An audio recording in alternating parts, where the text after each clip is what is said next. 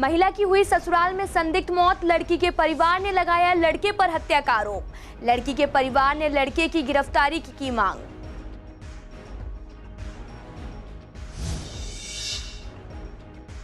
Gita colony थाना police ने चोर को किया गिरफ्तार। चोर के ऊपर दर्ज हैं कई आपराधिक मामले, साथी के साथ मिलकर देता था चोरी की घटनाओं को अंजाम।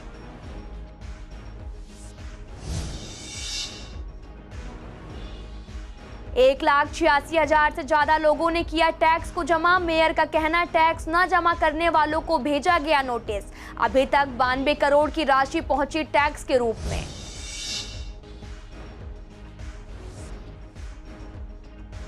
%50 स्टूडेंट्स के साथ चल रहे स्कूल। अभिभावकों का कहना, बच्चों की लगी रहती है फिक्र।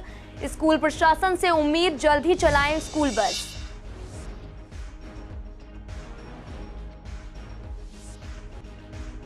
साड़ी पहने हुए महिला को रास्ता में प्रवेश न देने पर मचा बवाल। वायरल वीडियो पर महिलाओं की अलग अलग राय। महिलाओं का कहना, देश में अपने हिसाब से कपड़े पहनने की आजादी।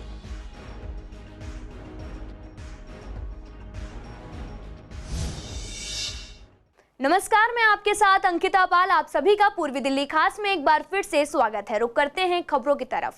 दहेज के लिए एक महिला को पीट कर उसकी ससुराल वालों ने उसे मार डाला, ऐसा कहना है लड़की के परिवार वालों का। उन्होंने बताया कि अभी शादी की महज 9 महीने ही हुए थे, लेकिन शुरुआत से ही दहेज को लेकर मारपीट की जा रही है। हालांकि कई बार लड़की की डिमांड को भी पूरा किया गया, लेकिन उसके बावजूद उसकी मांग कभी खत्म नहीं हुई।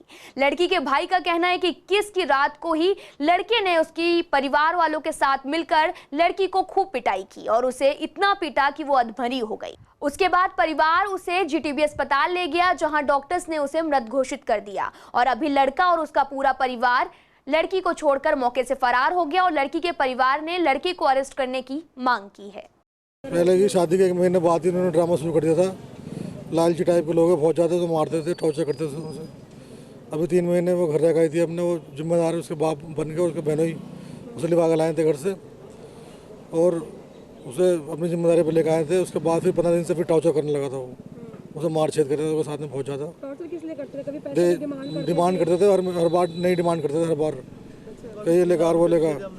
बहन शिकायत करती थी, मगर वो कहती थी कि मैं वहीं रहूँगी, मुझे वहीं रहने दो तुम। वो अपना घर बसाने के, अपना घर जो है निभाने की बात करती थी बहन हमारी।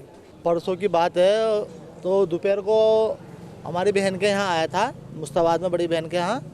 तो कह जी वो झगड़ा वगड़ा कर रही है, ऐसा कुछ नहीं था। फिर हम वहाँ, हमारी बहन गई नहीं वहाँ पर। तो शाम को 8 बजे यहाँ से फ़ोन जाता है इनके यहाँ गांव में, जिला बिजनौर नेटवर्क के अंदर, कि जिसकी चोट ज़्यादा लग गई है, बाइक से गिर गई है और ज़्यादा तबीयत ख़राब है, आप अस्पताल आ जाओ। तो हमारी बुआ ने फिर फ़ोन करा हमारे पास कि भाई जाके देखो क्या बात है। अब हम यहाँ आते हैं तो हमें देखते वो लड़का नवाजिश जो है फरार हो जाता है देखते के साथ ही। हॉस्पिटल आए थे आप या घर गए थे? नहीं, हॉस्पिटल आए थे हम यहाँ पर जीटीबी। अच्छा। तो हमने डॉक्टर से पूछा जी क्या हुआ। कहते ये तो जी 2-3 घंटे पहले की एक्सपायर हो चुकी है, क्योंकि उसके हाथ पर अकड़े हुए थे। डॉक्टर ने देखते बता दी। जब हमने बाहर आके देखा तो वो भाग चुके थे। फिर उसका एक बहनोई था ताहिर, बड़ा वाला, वही मास्टर माइंड इन चीज़ होगा सबका इनका। तो हमने उसको पकड़ा भी, फिर पुलिस के हवाले किया चौकी में। चौकी के अंदर जो इंचार्ज वगैरह थे उनको कहा हमने जी ऐसे ऐसे बात है, उसको जाने मत देना। तो वो कह रहे ठीक है जी, हम उसको जीटीबी इंक्लेव के ले जा रहे हैं थाने के अंदर। और वहाँ ले जाकर लोगों ने उसको छोड़ दिया। अब हमने फिर कल उसके 2 भाइयों को रात को 3 बजे उठवाया है उसके घर से। पता लगा कि जी वो वहाँ से जा चुका है, जीटीबी इंक्लेव थाने में नहीं है। गीता कॉलोनी थाना पुलिस ने 2 चोरों को गिरफ्तार किया है। ये घरों में चोरी की वारदात को अंजाम देते थे। पुलिस गीता कॉलोनी इलाके में गश्त कर रही थी, तभी करीब 1:40 पर गीता कॉलोनी के पास नाला रोड की सर्विस लाइन पर पहुंचे तो उन्होंने देखा कि वहां एक व्यक्ति संदिग्ध हालत में खड़ा था, जो कि पुलिस स्टाफ को देखकर भागने की कोशिश करने लगा, लेकिन बीट स्टाफ ने पीछा कर उसे पकड़ लिया। इसके बाद उसकी तलाशी ली गई तो उसके पास से एक बटनदार जो है चाकू बरामद की गई है और एक आरोपी की पहचान शहदाब के रूप में हुई है। वह 26 साल का है और इस संबंध में थाना गीता कॉलोनी पुलिस ने आर्म्स एक्ट के तहत केस दर्ज कर लिया है। पुलिस टीम की जांच में पता चला है कि वह आराम पार्क और साथ ही आपको बता दें कि नई लाहौर शास्त्री नगर, गीता कॉलोनी और खुरेजी राशिद मार्केट जगतपुरी दिल्ली के इलाके में एक साथी के साथ मिलकर घर में चोरी करता था। पुलिस ने आगे की जांच कर रही है और एक आरोपी को भी गिरफ्तार कर लिया है। पुलिस ने इनके पास से 5 चोरी के मोबाइल भी बरामद किए हैं और आरोपी पहले भी कई मामले जो हैं उस पर दर्ज हैं। टैक्स जमा करने का ये आखिरी हफ्ता है और अभी तक 92 करोड़ रुपए टैक्स के रूप में जमा हो चुके हैं। मेयर श्याम सुंदर अग्रवाल का कहना है कि अभी तक 1,86,000 से ज्यादा लोगों ने टैक्स को जमा कर दिया है और जो भी नहीं कर पाए हैं उनको निगम के द्वारा नोटिस भेजा जा रहा। हम 6,10,000 यूपिक आईडी जो है वो जनरेट कर चुके हैं। पिछली बार की तुलना में इस बार टैक्स ज्यादा जमा हुआ है। अभी दिन बचे हुए हैं और हमें उम्मीद है कि जो लोग टैक्स जमा नहीं कर पाए हैं वो बचे हुए दिनों में टैक्स जमा कर देंगे। अभी तक कुल 1,46,000 से ज़्यादा लोगों ने टैक्स जमा किया है और 92 करोड़ के आसपास टैक्स जमा हो चुका है। दिन प्रतिदिन ये आंकड़ा बढ़ रहा है और आगे और भी बढ़ेगा। यूपी की आईडी की जहाँ तक बात है, लगभग 6,10,000 यूपी की आईडी हम जनरेट कर चुके हैं। हमारा लक्ष्य 7 लाख का है और मुझे लगता है कि अगर ताज़ा आंकड़े आएंगे तो यूपी की आईडी ज़्यादा लोगों को हम दे चुके होंगे। अभी जैसे जानकारी मिली, हम लोगों को बोल रहे हैं कि अपना टैक्स जमा कराइए। जिनकी यूपी की आईडी जनरेट हो चुकी है उनको एक सूचना भिजवाया है कि आपकी यूपी का आईडी नंबर ये है, आप अपना टैक्स जमा कीजिए। और मुझे उम्मीद है कि आने वाले समय में टैक्स में बढ़ोतरी होगी और लोग अपना टैक्स जमा करवाएंगे। जब हम 6,10,000 यूपी का आईडी दे चुके हैं तो मैं समझता हूँ कि पहले हमारे पास जो रजिस्टर्ड थे लगभग 3 लाख लोग थे, डबल से ज़्यादा यूपी नंबर हम दे चुके हैं। अब तो जिनको यूपी का आईडी मिल चुकी है उनका कर्तव्य बनता है कि वो अपना टैक्स जमा कराएं। तो क्यों नहीं जमा करवाए, ये एक सोचने का विषय है। हमने उनको फिर बताया कि हमने उनको सूचना भेजी कि आपका यूपी का आईडी नंबर ये है, आप हमारे पास अपना टैक्स जमा करवाइए। 1 सितंबर से खुले स्कूलों में बच्चों की संख्या अब 50% तक हो गई है। 50% क्षमता के साथ स्कूलों में क्लास चल रही है, लेकिन अभी स्कूल की ट्रांसपोर्ट व्यवस्था शुरू नहीं हो पाई है, जिसके कारण अभिभावकों को अपने बच्चों को खुद ही लेने और छोड़ने जाना पड़ता है। अभिभावकों का कहना है कि स्कूल तो बच्चे जाने लगे हैं लेकिन बच्चों की फिक्र लगी रहती है। कोरोना कम हुआ है पर पूरी तरह से खत्म नहीं हुआ और अभी तक बच्चों को वैक्सीन भी नहीं आई है, इसलिए बच्चों को भेजने में डर लगता है। अभी स्कूलों में बच्चों को लाने के लिए ट्रांसपोर्ट शुरू नहीं हुआ है और हम चाहते हैं कि जल्द से जल्द ट्रांसपोर्ट को भी शुरू किया जाए। मास्क पहनना, मतलब ये प्रिकॉशन तो ले रहे हैं सारे के सारे, बार बार सैनिटाइजर से हाथ साफ करना, मास्क पहनना और सोशल डिस्टेंसिंग भी मेंटेन हो रही है पूरी अच्छी तरह से। बट वो क्या कहते हैं, आने जाने का बस थोड़ा दिक्कत है। कैसे आते जाते हैं स्कूल? DTC बस से आते हैं जाते हैं। और अभी क्या कहते हैं, जो बसेज होती हैं अपनी प्राइवेट बसेज होती है स्कूल की, जो बहुत सारे बच्चे आते हैं, वो अभी तक चालू नहीं है क्योंकि बच्चे बहुत कम आते हैं स्कूल में। मतलब वैसे तो मतलब ऐसे इंटरेक्ट करने के लिए तो मतलब ऑफलाइन ही अच्छी होती है, क्योंकि ऑनलाइन में ना मतलब वो मतलब अच्छे से मतलब टीचर से बात नहीं कर पाते। हाँ मतलब प्रॉब्लम इतनी तो प्रॉब्लम नहीं होती, मतलब मैनेज हो जाता है सब। नहीं, स्कूल से तो कभी बस प्रोवाइड करी नहीं गई है, मतलब प्राइवेट बस ही होती थी। हाँ प्रॉब्लम तो होती है, कुछ पेरेंट्स अलाउ नहीं करते और कुछ पेरेंट्स मतलब भेज देते हैं, मतलब रूट मतलब ऐसे बता के, तो आ जाते हैं बच्चे। हाँ ट्रांसपोर्ट तो शुरू होना चाहिए, क्योंकि मतलब अब हर बार एक ही है ना कि किराया जो होता है वो भी बढ़ जाता है। जैसे पहले 800 में काम हो जाता है, पर अब जैसे होता है कि बस से मतलब वो आ रहे हैं रिक्शा से, कोई बस से आ रहा है तो वो जो किराया होता है उसका अमाउंट भी बढ़ जाता है। हाँ जी, हम ही आते हैं। दिक्कत होती है जी, बहुत टाइम बर्बाद होता है हमारा, और भी काम होते हैं वो नहीं हो पाते। हाँ जी, काफ़ी तो बेचारे अपने ऑटो से, कभी बस से, कोई ऐसा करके आता है। पेरेंट्स को डर काफ़ी रहता है जी, कोई बच्चा घर नहीं पहुँचे तो परेशान तो होती है। कोई बच्चा किसी ने कुछ सुंघा दिया फिर क्या होगा। रास्ते तो लंबे लंबे रास्ते हैं, अच्छा 1 किलोमीटर का है, 2 किलोमीटर, पर दूसरे लोगों का नहीं कह सकते कौन कैसा है। नहीं, वैन पहले वैन आती थी, वैन बढ़िया थी, बल्कि वैन चालू हो जाए अच्छी बात है। बच्चे सुबह सुबह छोड़ना आना पड़ता है, सब लेना पड़ता है, कोई पापा है, चाचा है, कोई लेना पड़ता है। हाँ तो वही दिक्कत है ना, ऑफिस छोड़ के आना पड़ता है, क्या करें। वो भी चालू नहीं हो, उनको बोला है कि बच्चे आएंगे चालू करेंगे। देखो हो जाए तो बढ़िया बात है, अच्छी बात है। हाल ही में एक वीडियो सोशल मीडिया पर वायरल हो रहा है जिसमें साड़ी पहने हुए महिला को रेस्टोरेंट में एंट्री नहीं मिली। इस वायरल वीडियो पर जब हमारी संवाददाता वंदना कश्यप कैंथ ने महिलाओं से बात की तो उनका कहना है कि देश में सभी को आज़ादी है कि वो कुछ भी पहने, कोई भी कपड़ा पहने, ये तय नहीं करता कि उसे पहनावा क्या है, ना ही उसे कहीं भी जाने पर रोका जा सकता है। अगर रेस्टोरेंट में ऐसा किया गया तो ये बहुत ही गलत है। वहीं कुछ महिलाओं का कहना है कि कुछ जगहों पर ड्रेस निर्धारित होती है कि वहां क्या पहनकर जाना है, तो इस पर भी नाराजगी व्यक्त करना ठीक नहीं है। पर कुछ लोग कहते हैं कि वायरल होने के चक्कर में ऐसा किया जाता है।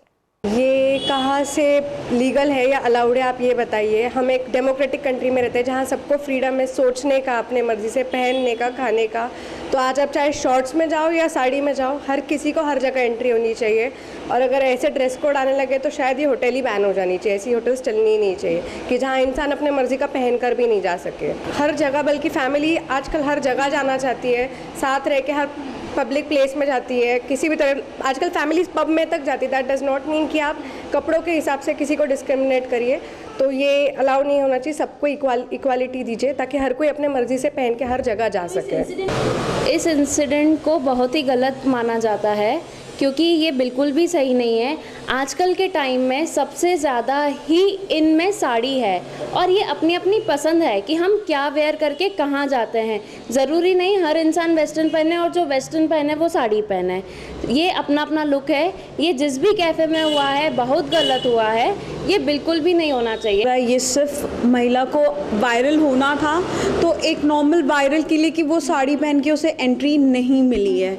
आप नॉर्मली कोई भी रेस्टोरेंट में जाओगे, अगर आपकी मदर साड़ी पहनती है, अब अगर उस रेस्टोरेंट में प्रोटोकॉल्स भी है कि आपको यही ड्रेस कोड में आना है, लेकिन आपकी मदर पहनती है, तो आप वहाँ के मैनेजर या हेड ऑफ द डिपार्टमेंट के पास जाके बोल सकते हैं, वी आर इंडियंस, हम कुछ भी पहन सकते हैं, हम डेमोक्रेसी में जीते हैं। कलकदुमा कोर्ट परिसर के बाहर गलत तरीके से पार्क की गई गाड़ियों की वजह से आए दिन जाम की समस्या रहती है, जिसके कारण आने जाने वाले लोगों को काफी परेशानी उठानी पड़ती है। वकीलों का कहना है कि पहले जाम नहीं लगता था, लेकिन अभी कुछ दिनों से यहाँ गाड़ियां गलत तरीके से पार्क की जाती हैं, जिसके कारण जाम की स्थिति आए दिन बनी रहती है। कलकदुमा कोर्ट कंपाउंड और उसके आसपास लगी गाड़ियों की वजह से कई बार हमें हियरिंग पे आने में देर हो जाती है। कोर्ट में आने जाने वाहनों की वजह से हमें गाड़ियाँ निकालने में परेशानी होती है। लोगों को गाड़ी खड़ी करने की जगह नहीं मिलती है। कोर्ट के पास में एक नामी गिरामी हॉस्पिटल है डॉक्टर हेगड़ेवार, वहाँ पे आने जाने वाले मरीजों को भी समस्या होती है। तो काफ़ी सारी ऐसी समस्याएं हैं जो इन गाड़ियों की वजह से हमें होती है।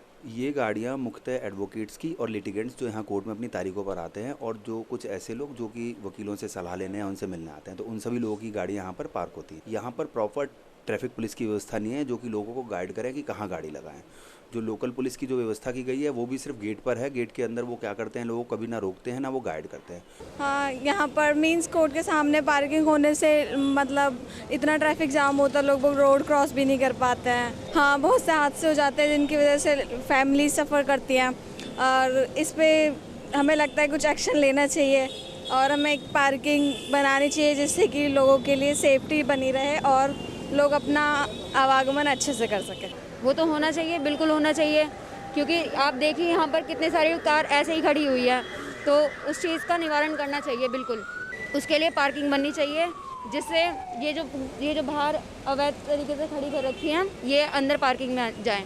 गांधीनगर विधानसभा के धर्मपुरा इलाके में सड़कों के गड्ढे भरने का काम RWA ने शुरू कर दिया है। RWA के प्रधान मुकेश स्वामी का कहना है कि यहां पर टूटी सड़कों से लोगों को बहुत ही परेशानी उठानी पड़ रही है। लोगों को गलियों का चलना जो है वहां पर मुश्किल हो चुका है। बार बार लोग इसकी शिकायतें यहां तक कि जनप्रतिनिधियों से कर रहे हैं। इससे परेशान होकर अब RWA ने भी खुद जिम्मा उठा लिया है और सड़कों के गड्ढे खुद ही भर रही है। आपको बता दें कि मुकेश स्वामी ने यह भी कहा कि यहाँ की सड़कें लंबे समय से नहीं बनी हैं और जगह जगह टूटी हुई हैं, जिससे लोगों को परेशानियां उठानी पड़ रही हैं। क्षेत्र के कुछ लोग इतने परेशान थे इन गड्ढों से, बुजुर्ग लोग गिर जाते हैं, बच्चे लोग गिर जाते हैं, जिनके कारण उनको चोट लगती है। उनका कहना यही था कि भाई हमारे पास फंड नहीं है। विधायक के पास जाते थे, फंड नहीं है। काउंसलर के पास गए, उनके पास फंड नहीं है। उनका सबका ये कहना था कि दिल्ली सरकार हमें फंड मुहैया नहीं करा रही। हमने कहा ये बीड़ा RWA ही उठाती है, तो हमने अपने फंड से, अपने पैसे से इन सड़क के गड्ढों को भरना शुरू किया। शुरुआत हमने धर्मपुरा शिव मंदिर से की। अनेक बहुत सारे गड्ढे हमने भरे जो बहुत गहरे थे। निगम के स्कूलों का मॉडल बनाने के लिए शिक्षा समिति अध्यक्ष राजीव कुमार के द्वारा निरीक्षण किया जा रहा। उनका कहना है कि जल्द से जल्द हम स्कूलों को मॉडल बनाएंगे और साथ ही अगर सरकार फंड को मुहैया कराती है तो 354 स्कूलों की खामियों को दूर कर उनको मॉडल बनाया जाएगा। फिलहाल अभी 30 स्कूलों को चिन्हित कर मॉडल बनाया जाएगा। और साथ ही आपको बता दें कि निरीक्षण के दौरान टीचरों की भी कमी भी सामने आई है, जिसको जल्द से जल्द पूरा भी किया जाएगा। कुछ स्कूलों को मॉडल स्कूल बनाने के लेके काम कर रहे हैं, उसी के लिए ये इंस्पेक्शन है। अभी हम स्कूलों में बहुत ज़्यादा डीपली इंस्पेक्शन नहीं कर रहे हैं। अभी हम जो मॉडल स्कूल के लिए हमने सेलेक्ट किए उन स्कूलों को हम विजिट कर रहे हैं और उनमें जो भी काम है हम बहुत समयबद्ध with in month, with in 2 months हम उन कामों को कंप्लीट करेंगे। मैं अपने 354 स्कूलों को मॉडल स्कूल बनाना चाहता हूँ। मेरा विपक्ष से भी अनुरोध है, हमारा जो फंड्स है, एजुकेशन हेड का जो फंड है वो एक बार रिलीज़ करा दीजिए, मैं 354 करा लूँगा। और जल्दी हम सभी टीचर्स की पूर्ति करने जा रहे हैं और ना सिर्फ टीचर्स की, स्कूल में जो भी कमी है, हमने पहले 30 स्कूल को पहली प्रायोरिटी पे लिया है, लेकिन हम 354 स्कूलों में ध्यान दे रहे हैं और सभी स्कूलों में जो बेसिक ज़रूरी चीज़ें हैं वो दे रहे हैं। मेरे वार्ड से भी एक स्कूल चूज़ किया जाए ताकि बच्चों को ज़्यादा बेहतर सुविधाएं मिल सके। स्टाफ की कमी है, उसके साथ साथ थोड़ा सा हॉर्टिकल्चर का काम यहाँ पे बाकी है, उसको भी देख के यहाँ पे प्रायोरिटी पे करने के लिए बोला गया है।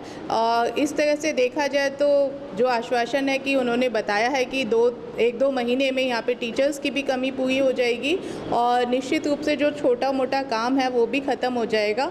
फिलहाल पूर्वी दिल्ली खास में इतना ही। तमाम खबरों के लिए आप देखते रहिए CCN न्यूज़।